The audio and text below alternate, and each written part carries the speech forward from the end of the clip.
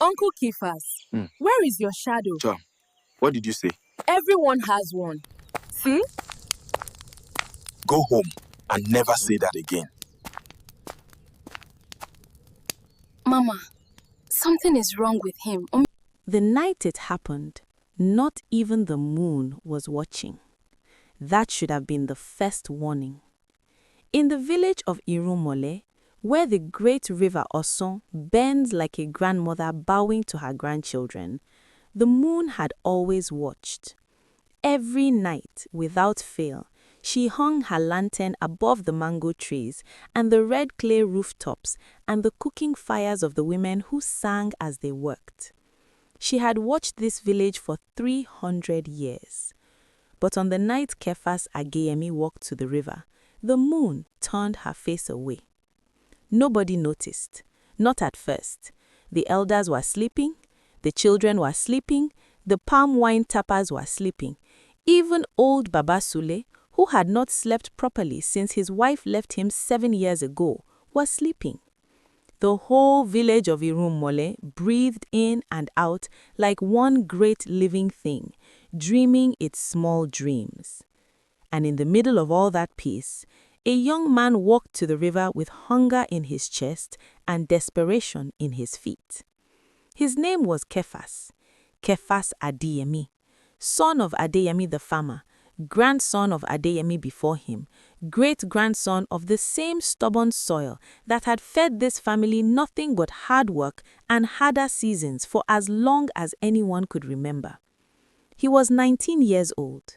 He was brilliant. He was poor. And that combination, brilliance rubbing against poverty like two stones, had created a fire inside him that he could no longer contain. You want to know what drove him to the river that night? Listen. 3 days before, Kefas had stood at the edge of the great Daura market in the next town, watching a man named Al-Haji Musa count gold coins the way most men count their fingers, casually, without wonder, because abundance had made the miraculous feel ordinary. Al-Haji Musa owned 6 farms, 3 warehouses, and a white horse that the children of Irumole had never seen anything like. He laughed with his whole belly. He wore cloth that shimmered. He paid for things without looking at the price. And as Kefas watched, a thought crept into him like smoke under a door.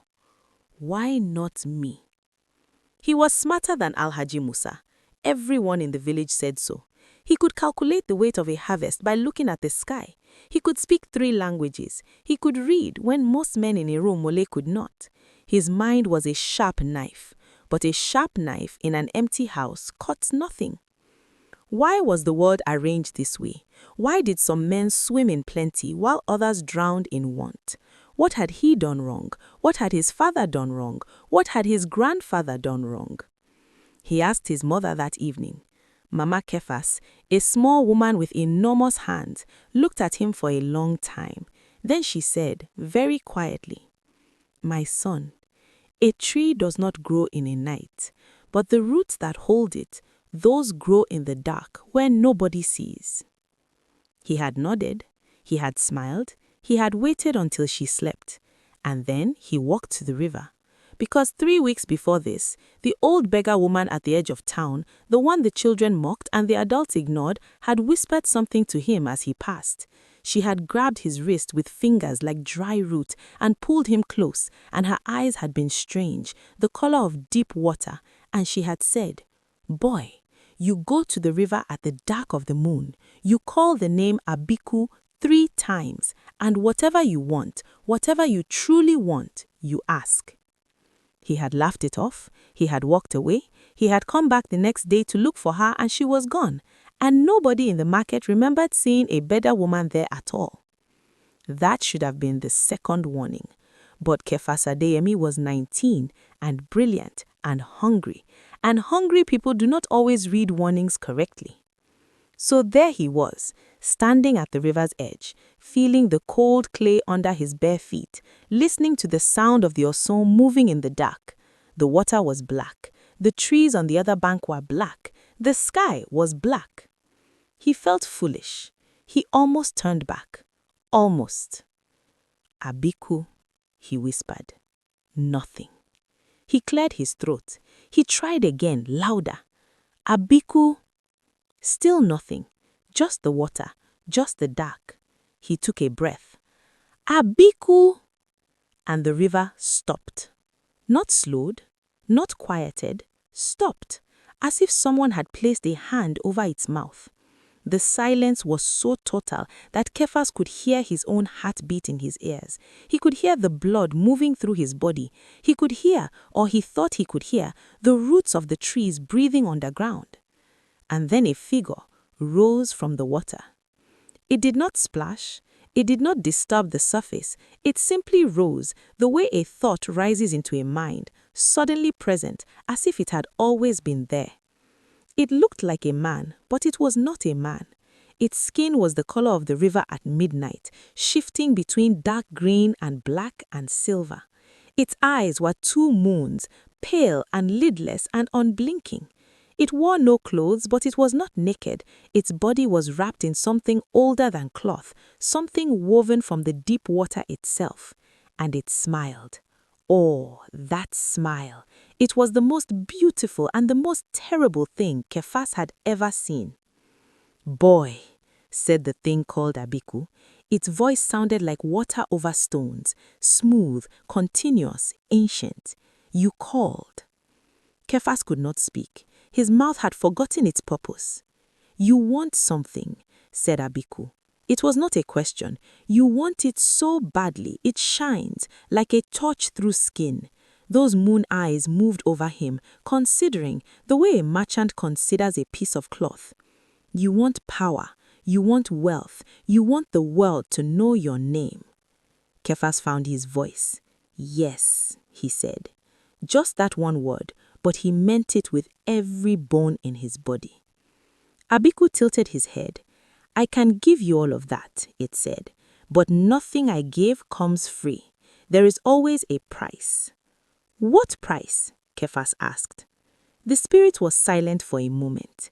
Then it looked down, at the ground, at the small, sharp shadow that Kephas's body cast in the faint starlight. Your shadow, said Abiku. Kephas blinked. My shadow? Just a shadow, said the spirit. Just a shadow. You will not miss it. You will step into daylight, into marketplaces, into palaces, and your shadow will not be there. That is all. A small thing, a nothing thing, a thing that has never fed you, never housed you, never loved you. Kephas looked at his shadow on the riverbank. It was thin and unremarkable, the shadow of a poor young man with nothing to his name. He thought about Al-Haji Musa's gold. He thought about the white horse. He thought about his mother's enormous worn hands. Done, he said. And before he could take it back, Abiku reached down and peeled the shadow off the ground. It came away like skin from fruit, clean and silent, and Kephas felt nothing. Not pain, not cold, not grief, nothing. He felt fine. He would not feel fine for long. The spirit smiled again. It folded the shadow into its chest like cloth into a chest. Then it lowered itself back into the water without a ripple, and the night resumed as if nothing had happened. Kephas stood there, alone in the dark. He looked down. His feet stood on the clay. Around the trees, around the stones, the faint starlight made shadows, but where his body stood, nothing. No shadow. He felt a chill that had nothing to do with the river wind. But he thought, it is only a shadow. What is a shadow worth? He turned and walked home. He did not know, he could not have known, that the answer to that question would take him to the edge of death and beyond it before he understood. What is a shadow worth? Everything. Everything. Within 3 months, Kephas Adiemi was wealthy. Not the modest wealthy of a good harvest season. Not the careful wealthy of a merchant who saves more than he spends. We are talking about the kind of wealthy that makes people stop in the road and stare. The kind that arrives like a flood and rearranges everything. It started small. The morning after the river, he found a gold coin in the sole of an old sandal he had not worn in 2 years. He used it to buy yam seedlings. The yams grew overnight, not in the careful way yams grow, adding inch by inch over months, but exploding from the ground like they had somewhere urgent to be. He sold them for 10 times what he expected. With that money, he bought cloth. The cloth sold for 20 times. With that money, he invested in cattle. The cattle multiplied. Everything Kephas touched turned not to gold exactly, but to more, always to more. The village noticed. At first, they were happy for him. Irumole was a village that knew how to celebrate one of its own rising. The women made music when he built a new house. The men slapped his back at the palm wine gatherings. Children ran behind him in the road, hoping for the dash, the gift that generous people give when fortune has treated them well. And Kephas gave. At first, he gave generously. He paid school fees for 3 children whose fathers could not. He bought medicine for old Iyarisi whose legs had been failing for years. He was everything the village wanted him to be. The brilliant boy made good, proof that Irumole produced greatness. His mother cried with joy. "My son," she said, touching his face, "God has remembered us." Kephas smiled. He said nothing about the river. But there was something the village began to notice that they could not quite name.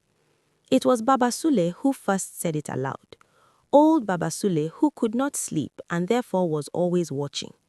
He was sitting outside his house one afternoon when Kephas walked past with 2 of his workers, heading to the new warehouse he was building at the edge of the market. The sun was high and bright and fierce. Baba Sule watched Kephas walk. He watched the 2 workers walk beside him, their shadows moving with them on the red ground, stretching and shortening as they moved. Kephas had no shadow. Baba Sule rubbed his eyes. He looked again. He leaned forward, squinting hard in the hot afternoon. Nothing. The ground where Kephas' feet moved, clean, unbroken light, as if the boy was made of glass or made of air, or as if he is not fully here, thought Baba Sule, and a coldness settled in his old chest. He said nothing that day, but he watched. There were other signs, and those who paid attention saw them, though they did not know what they were seeing. Kephas had begun to change, and not only in his material condition. His speech had changed. Where once he spoke warmly, with laughter folded into his words, now he spoke precisely, efficiently, the way a trader speaks, clear, purposeful, containing only what was necessary. He had stopped asking about other people's families. He had stopped telling the old jokes he used to love. When people spoke to him of the past, of childhood, of memory, of shared experience, a faint blankness crossed his face, like a cloud over a window. His mother felt it before anyone else, because mothers are the first to feel the temperature of their children's souls. One evening, she called him to sit with her, the way she had when he was small, on the low stool by the doorway where they used to watch the village go about its evening business. She put food in front of him, his favorite, the jollof rice with dried fish that she had made the exact same way for 19 years. He ate it without comment. She waited. "Kephas, do you remember when you were 7? When you chased the goat all the way to the next compound, and the goat turned around and chased you back, and you screamed so loud that—" "I don't remember that," he said, flatly, without apology. She looked at him. "What do you mean? Of course you—" "I said I don't remember it, Mama." He continued eating. "He has an early meeting tomorrow with the cloth merchants from Kano. I need to sleep well." He finished his food. He went inside. She sat at the doorway alone, the memory he had thrown away still warm in her hands, and she felt for the first time that the son she knew was not entirely the young man who lived in her house. When the river swallows a stone, the stone does not know it is being swallowed. It only knows the water around it. That proverb lived in Mama Kephas's head all night. There was one more thing. One thing that no one in the village saw except a small girl named Adeze, 6 years old, with the sharp eyes that children have before the world teaches them not to see clearly. She came to Kefas's house to deliver the groundnut oil that her mother sold. She stood at the gate and called for him. He came out into the afternoon sun. She held out the clay pot of oil. He took it and thanked her and turned to go inside. And Adeze said, "Uncle Kefas, where is your shadow?" Kefas froze. He turned slowly. He looked at the child.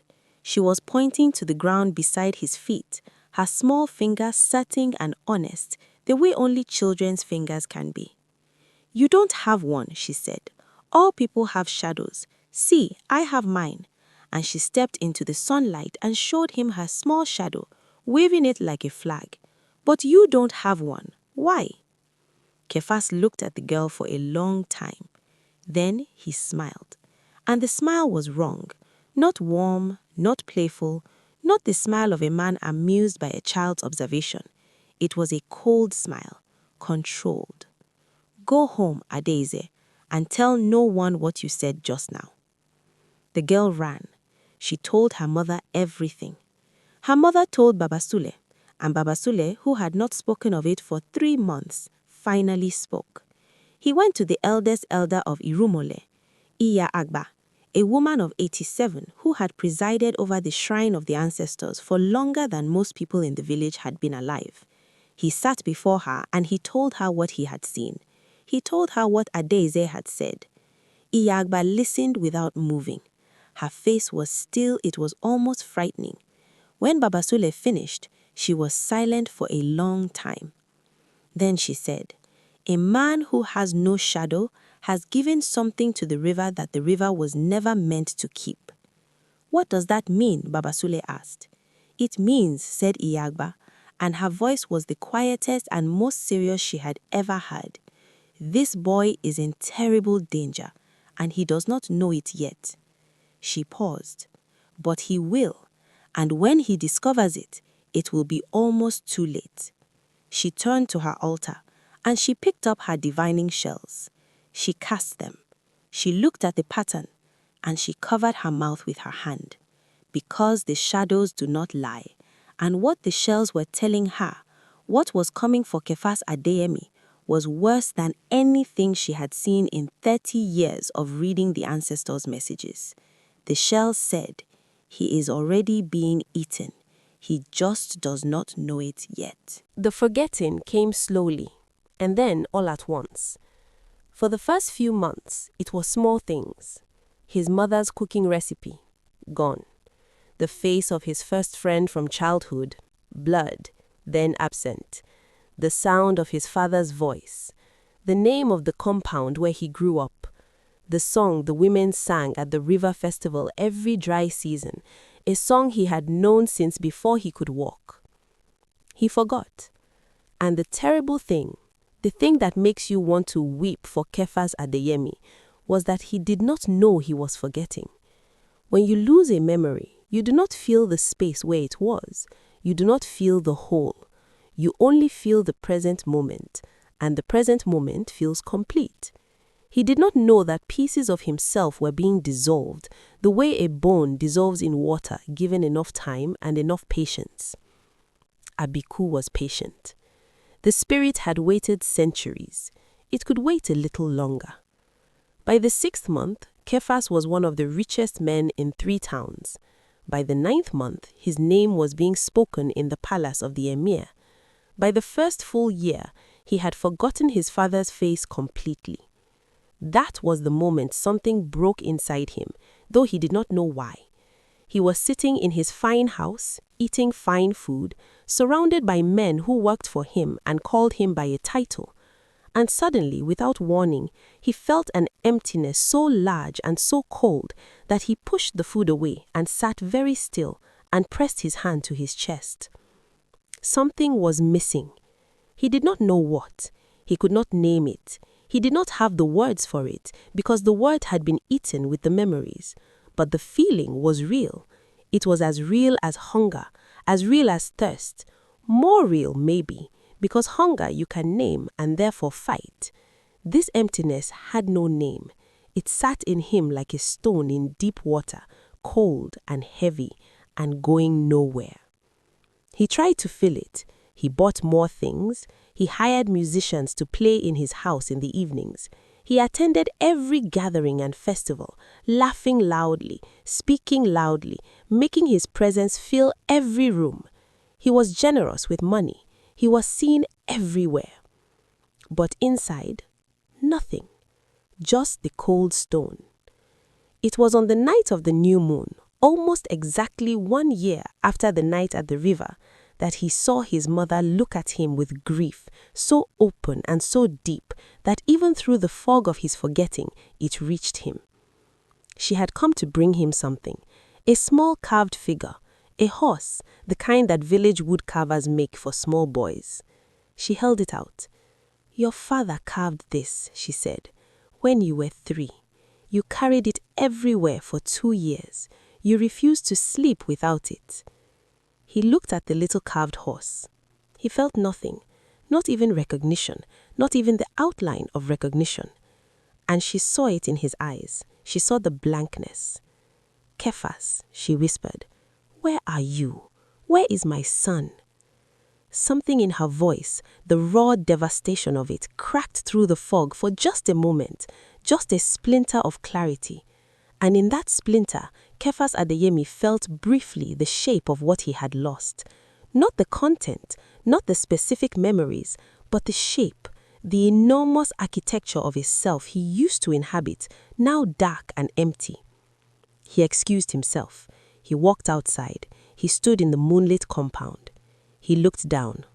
No shadow. He had looked down 100 times in a year and seen nothing, and felt nothing. But tonight, the moonlight was bright, and he could see very clearly the shadows of every tree, every pot, every stone, every blade of grass around him. Everything had its shadow. Everything was tethered to the earth by its shadow. He was not. He floated. And he understood suddenly and completely what that meant. "I sold myself," he said aloud, "to no one, to the night. I sold myself to the river." He did not sleep that night. He sat on the floor of his fine house among his fine things, and he thought. By morning, he had made a decision.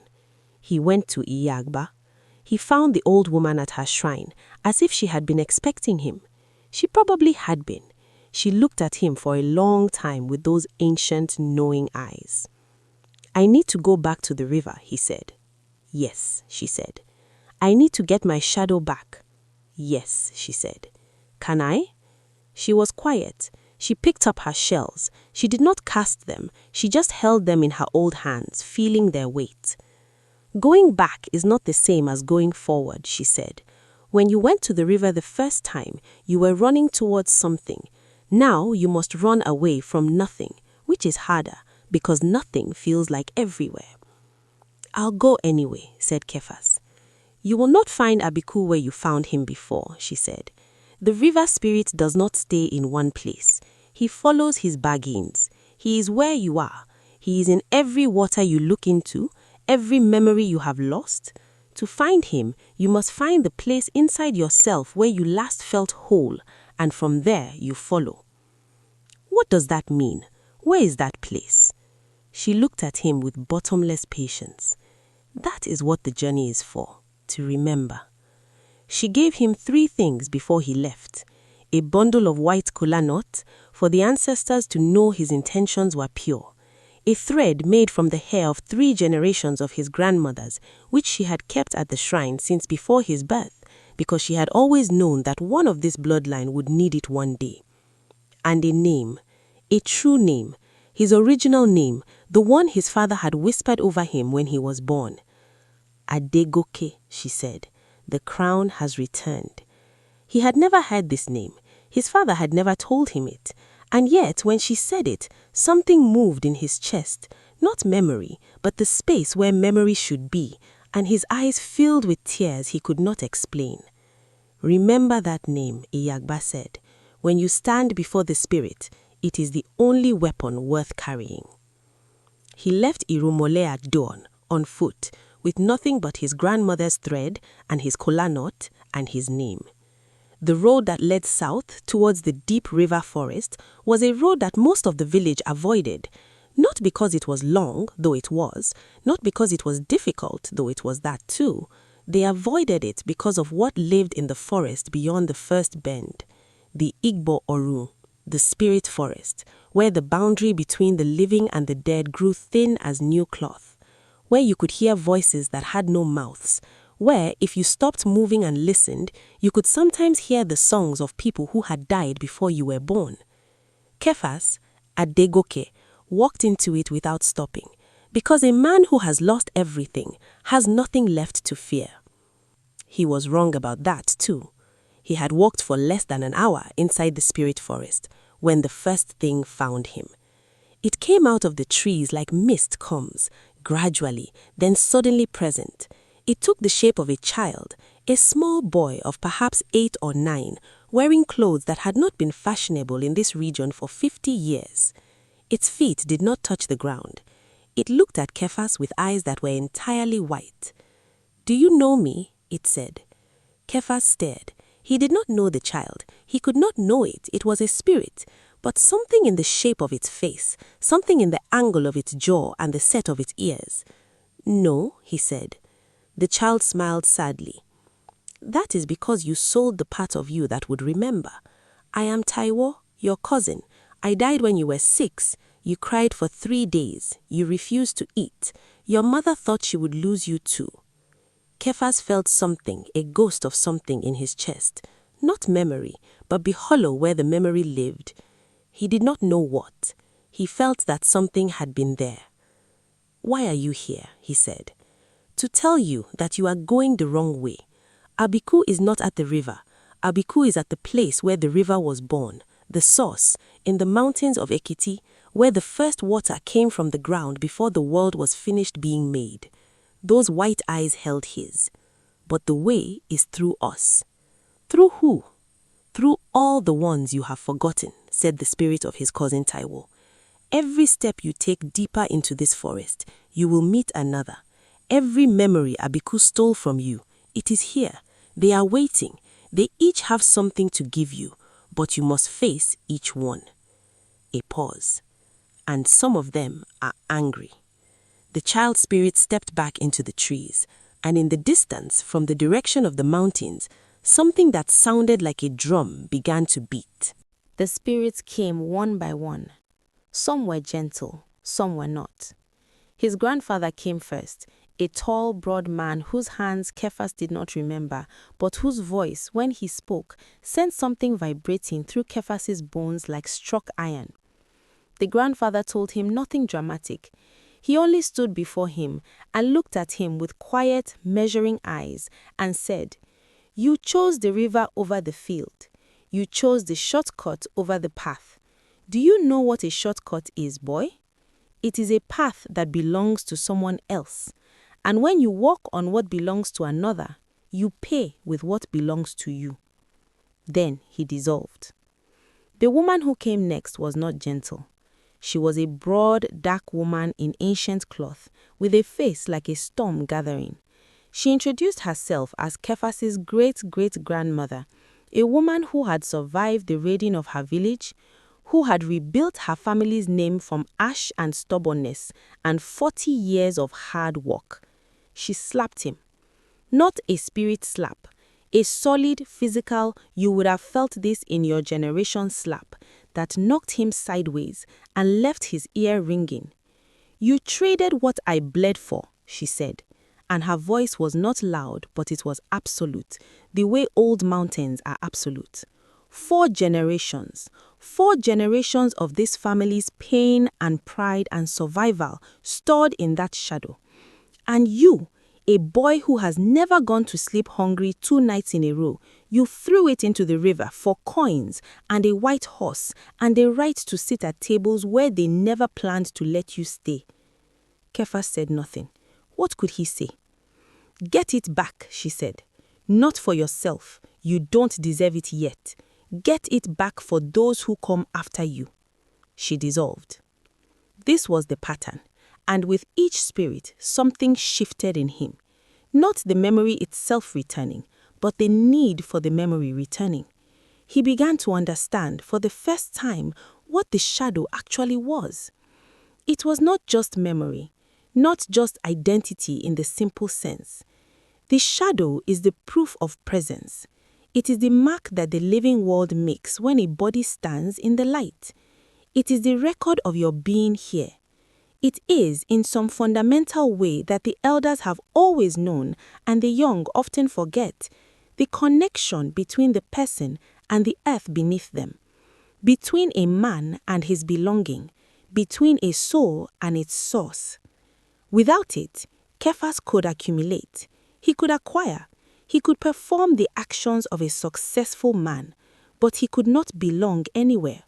He could not be held by anything.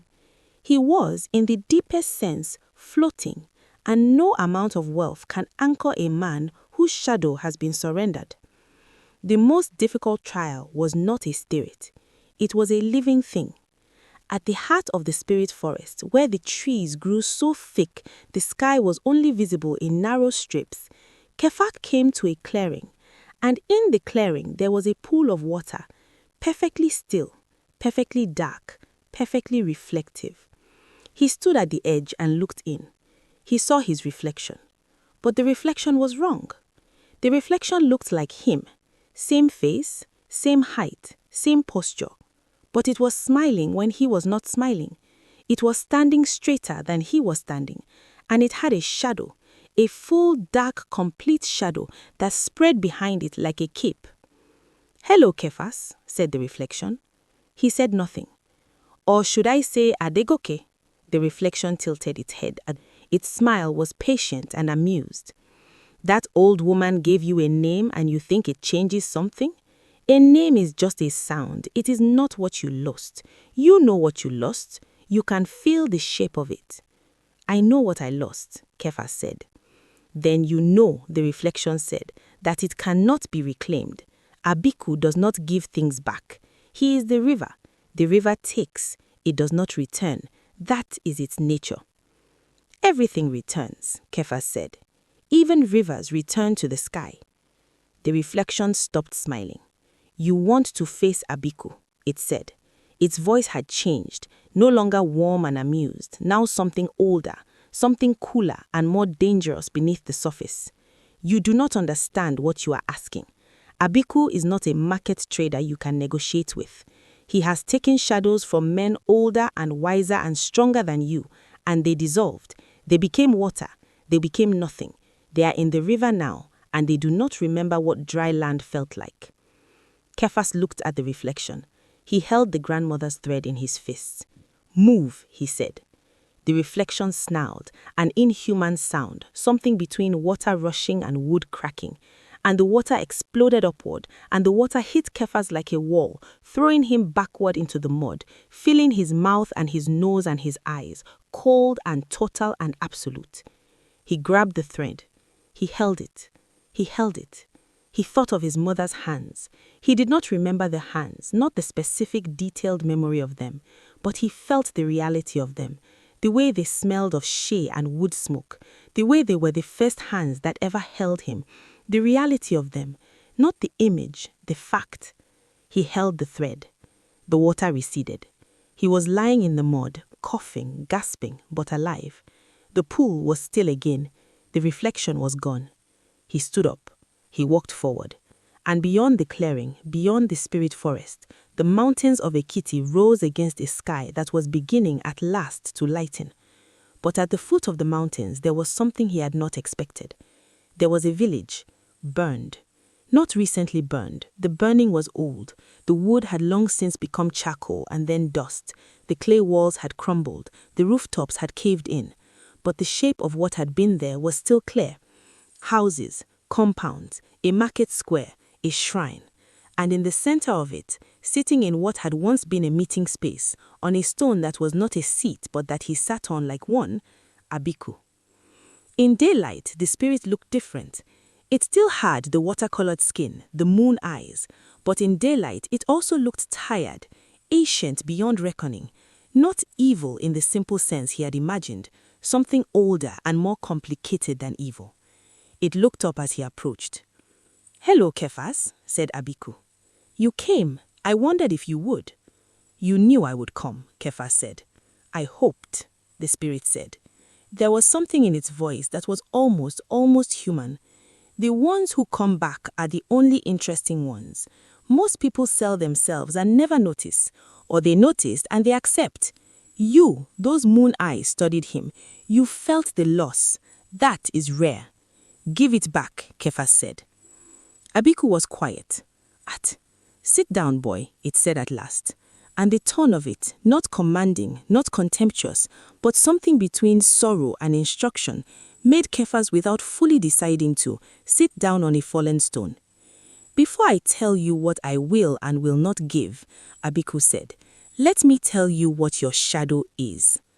And what Abiku said next changed everything Kephas thought he knew. Your shadow, said Abiku, contains everything that makes you yours. It was not information Kephas didn't already know, but the way the spirit said it, slowly, with the weight of very old knowledge behind each word, made him listen differently. Not just your memories, continued Abiku, your capacity for grief, your love for things that don't profit you, your instinct to protect the weak, your father's stubbornness and your mother's mercy and your great-great-grandmother's refusal to be broken. All of it, generations of becoming, compressed into the darkness that your body throws on the ground. A pause. When men sell their shadows to me, they do not become lesser men immediately. This is the cruelty of it. They become more productive, more efficient, more focused. Because everything that slows a person down, doubt, memory, love, loyalty, grief, guilt, those live in the shadow too. Remove the shadow, and a man can move fast, faster than he was made to move. He acquires, he builds, he rises. The moon eyes were unblinking, watching Kephas absorb this. But he builds on a foundation that does not belong to him, and the structure cannot hold, because a man without his shadow is a man without his anchor, and eventually, always, without exception, the river takes the rest. Takes the rest, said Kephas. Takes what? The body, said Abiku simply. In time, when the last memory dissolves, the last thread connecting a man to what he was before he came to me, the rest of him follows. He becomes water, he becomes river, he joins the others. Those moon eyes drifted toward the burned village. This was a village of 50 men who came to me over 3 centuries, all of them wanting what you wanted, all of them making the same bargain. This is what is left of them. Kephas looked at the ruins around him, the burned shells of what had once been a community. 50 men, 50 shadows, 50 lives that had ended not in death exactly, but in dissolution. How long do I have? He asked. His voice was very quiet. The final memory is close, said Abiku. When it goes, what is the final memory? Abiku looked at him. Your mother's name, it said softly. When you can no longer remember your mother's name, the last thread breaks. Kephas pressed his fist to his chest. He said the name in his mind.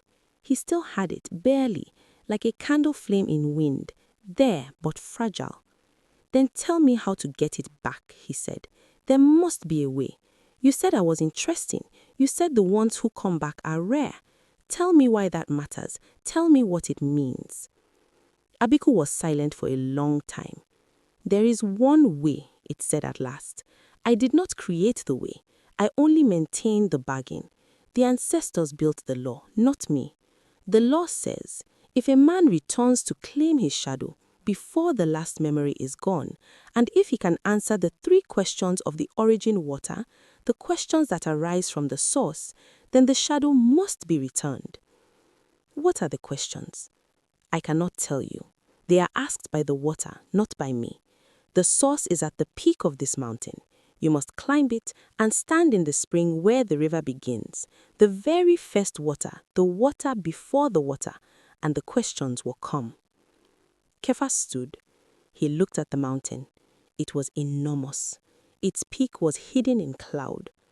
"And if I answer wrong," he said, "then you become what they became," and gestured to the ruined village. A silence. Then Kepha said something that surprised even the ancient spirit. "I am sorry," he said. Abiku blinked, the first time it had blinked since Kephas had arrived. "For what?" it said. "For coming to your river. Not because of what it cost me. That was my fault. I walked there on my own feet. But for you have been here for centuries, taking shadows from desperate people, and maybe that is not what you wanted either. Maybe you are caught in this as much as they were." Abiku looked at him with the moon eyes, and something moved in them, something ancient and complicated, and yes, tired, very, very tired. "Climb the mountain, boy," it said quietly, "and answer correctly." Kephas climbed. The mountain was not merciful. It had no interest in his quest, or his character, or his desperate need. It was rock and root and steep paths that wanted to fold back on themselves, and wind that pushed him back 2 steps for every 3 he took forward. His hands bled from the climbing. His legs screamed. The air thinned. The cold deepened. Halfway up, he felt the memory of his mother's name flicker. He stopped climbing. He held the thread. He held the thread until his knuckles were white and the thread bit into his palm. He said her name in his mind over and over, like a prayer, like a drum, like the repeated call of a griot who knows that repetition is the only shield against forgetting. Her name, her name, her name. He held it. He climbed. He climbed. At the peak of the mountain, the cloud was so thick he could see nothing. And then the cloud thinned just for a moment, and he saw a small spring, a crack in the rock no wider than a hand, from which clear, cold water moved upward, not downward, upward, the way the source of all things defies the expectations of things that come after. He knelt beside it. He put his hands in the water, and the water spoke. Not in words, not in language, in something older than language. And yet he understood it, the way you understand the meaning of thunder without needing it translated. "Who are you?" He opened his mouth. He almost said, "I am Kephas. I am a wealthy man. I am..." He stopped. He thought of his great-great-grandmother's hand across his face. He thought of his grandfather's quiet, measuring eyes. He thought of the thread in his palm. He thought of the grandmother's thread, generations of women braided into it. "I am Adegoke," he said. "The crown has returned. I am the son of Adeyemi. I am the grandson of Adeyemi before him. I am the great-great-grandmother of the woman who rebuilt what the raiders destroyed. I am the child of Irumole. I am not what I accumulated. I am what I came from." The water moved. "What do you want?" He almost said, "My shadow back."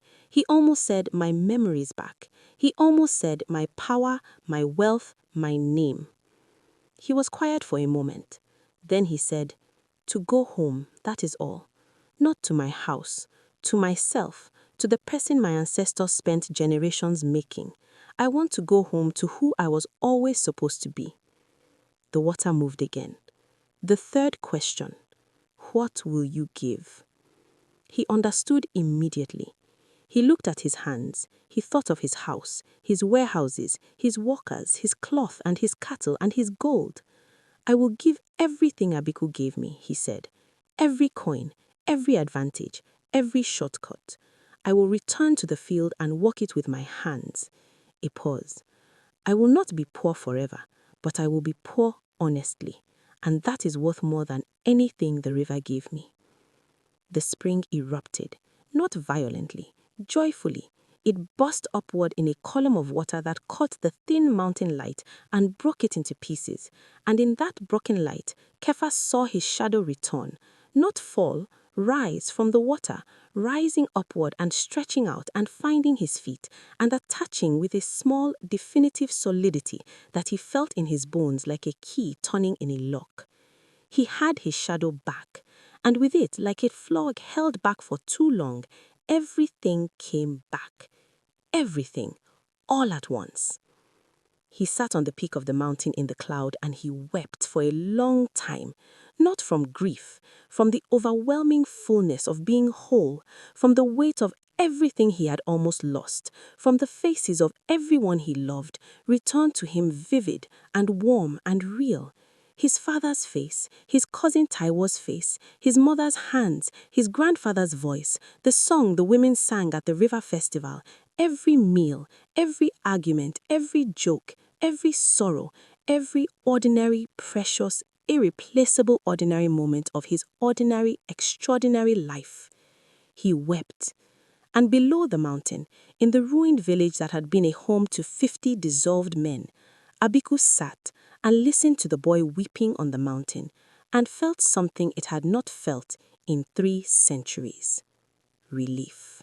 He came down the mountain a different man, not the Kephas who had climbed up, hollow and desperate, not the Kephas who had walked into the spirit forest, armed with only a thread and a name and the dim outline of purpose. A different man, not changed in the way that breaking makes you different, but in the way that healing does, restored to the true shape which had always been there under the damage. Abiku was waiting at the base. "You answered," the spirit said. "I answered," said Kephas. A pause between them, long and filled with the sound of the mountain wind and the distant noise of the river finding its way down the rocks. "Your wealth," said Abiku. "I will take it. Take it. Your warehouses, your cattle, your fine house. Take it. All the advantages that came from our bargain. Take it all." Kephas met the moon eyes without flinching. "But hear me. Take it and let the men who worked for me keep their wages. They earned those honestly. Their labor was real. And whatever is left in my mother's household, the school fees paid, the medicine bought for the old ones, leave that. Those were acts of genuine giving, not transactions. They belong to the people who received them." Abiku studied him. That old, complicated expression again. Not quite admiration, not quite sorrow, but something between the two. "You bargain even now," the spirit said.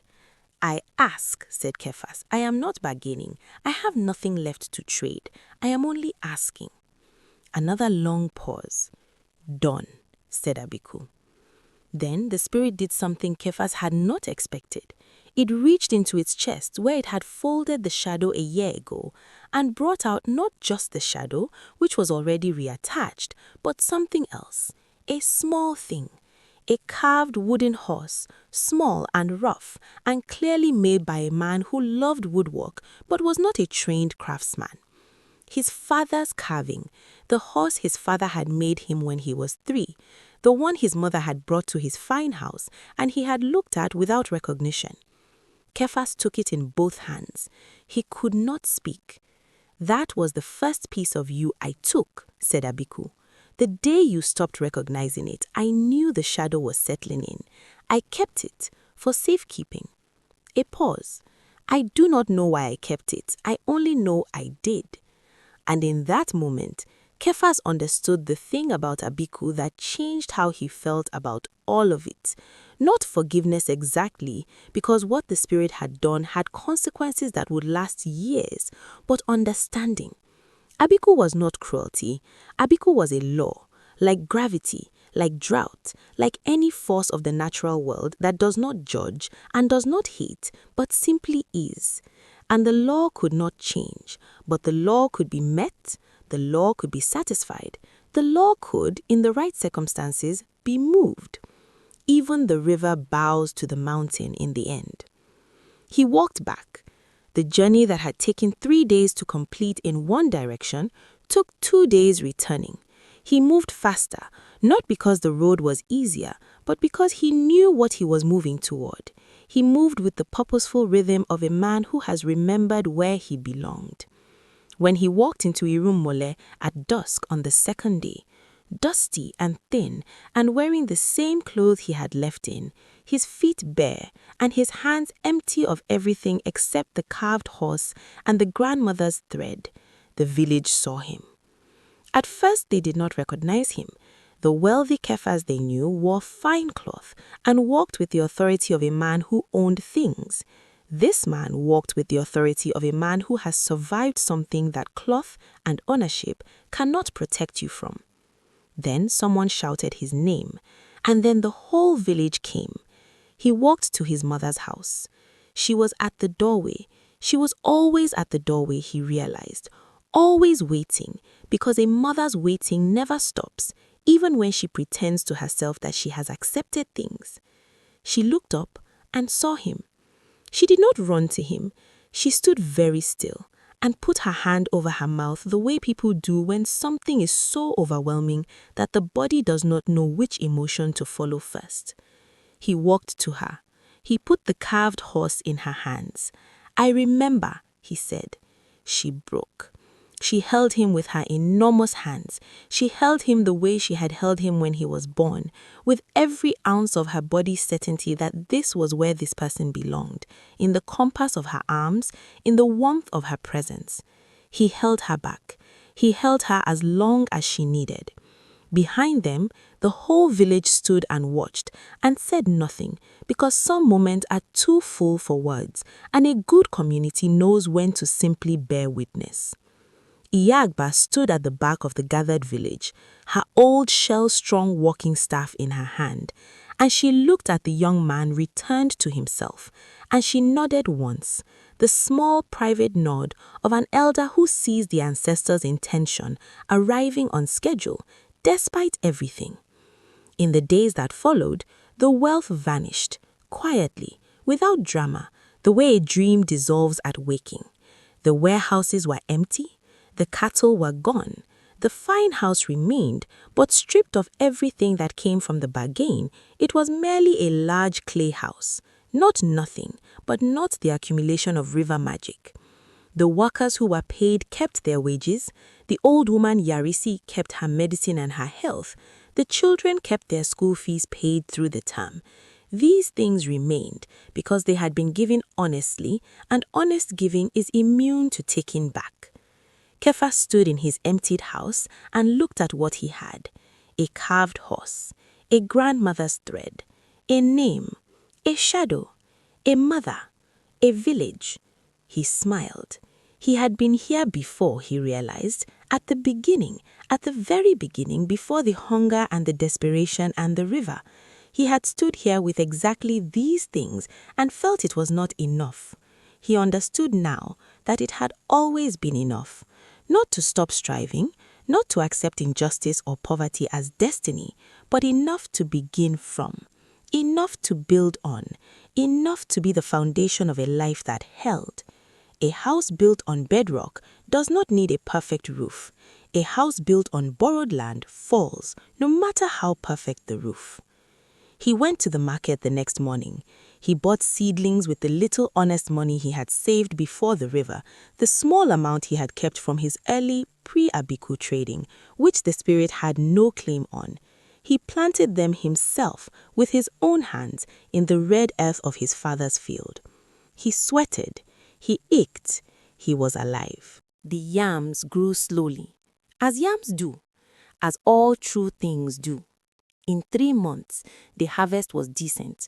Not miraculous, not river magic, but honest. The yield of good soil and careful tending and sufficient rain. He sold it. He bought more. He hired one worker, a young man from the next compound who needed honest pay and worked well for it. The next season, the harvest was better. The season after that, better still.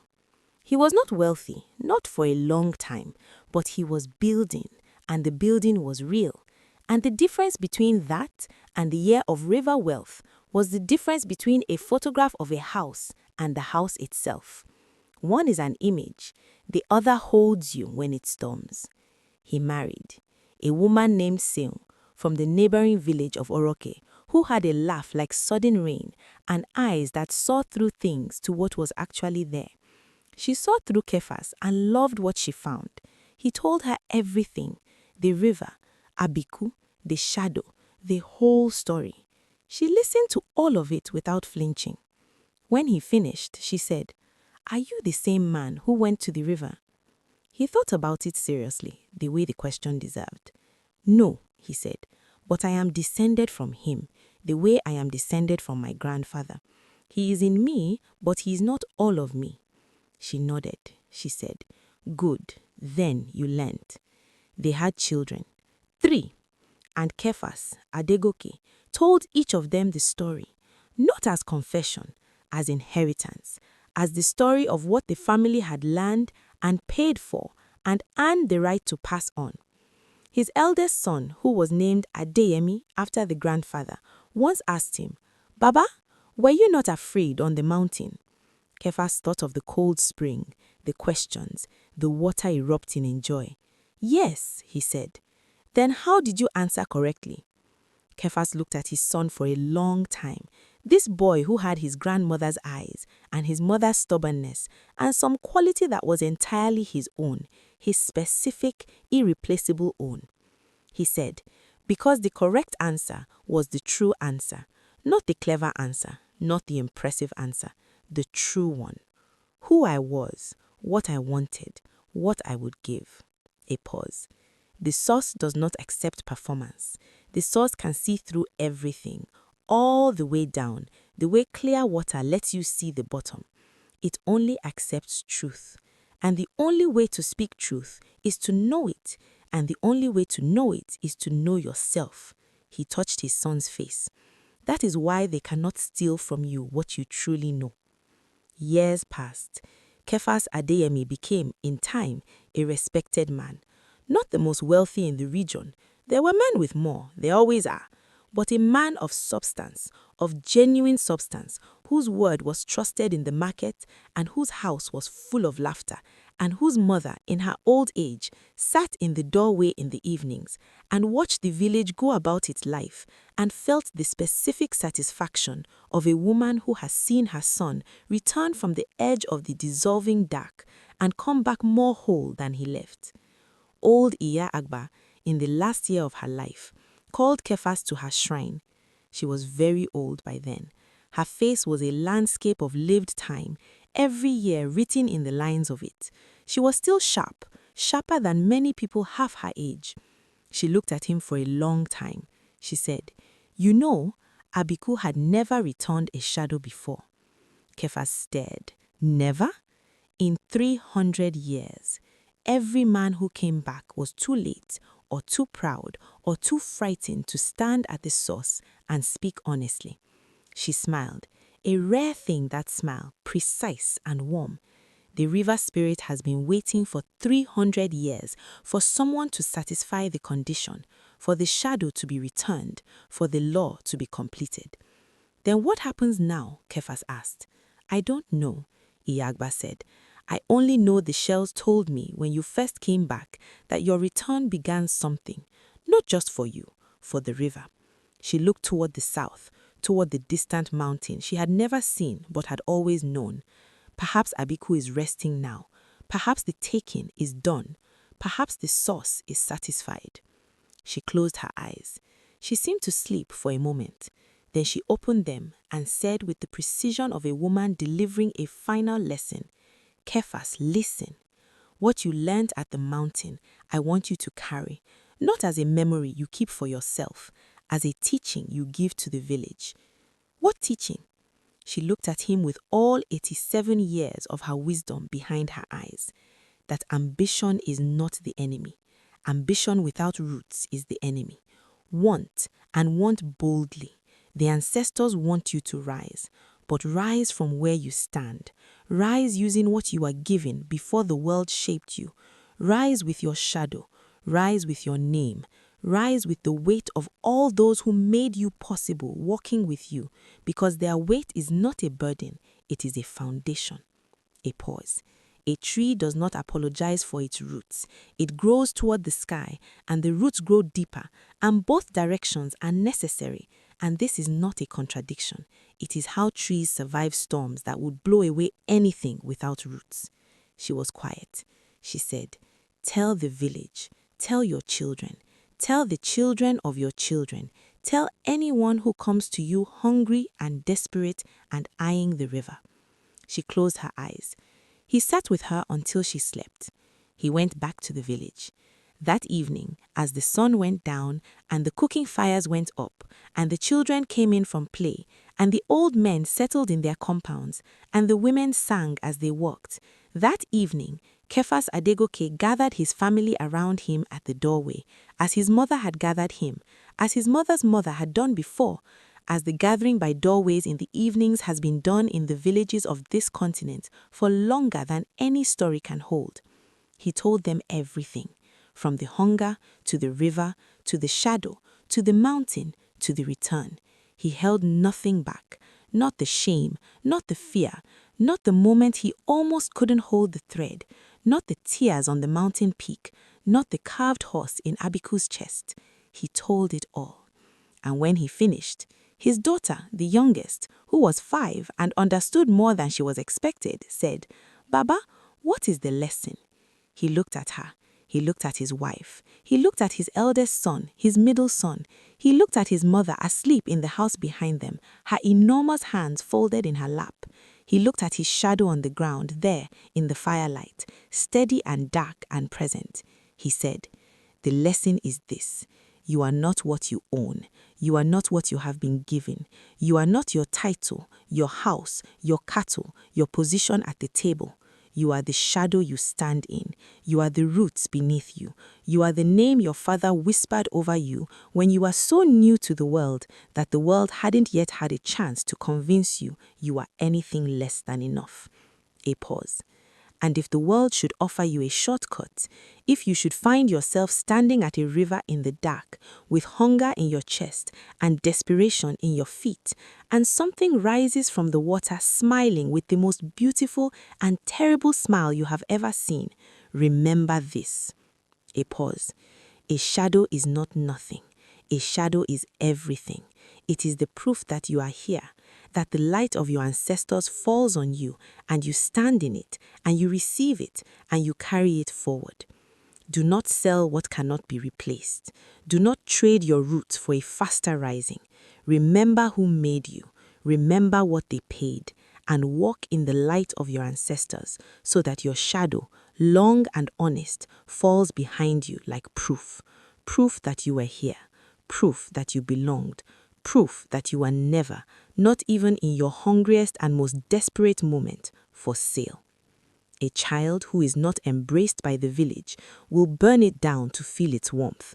But the child who knows the village is in him, that child carries the warmth wherever he goes. The drum has spoken. The story is done. Go home to yourself.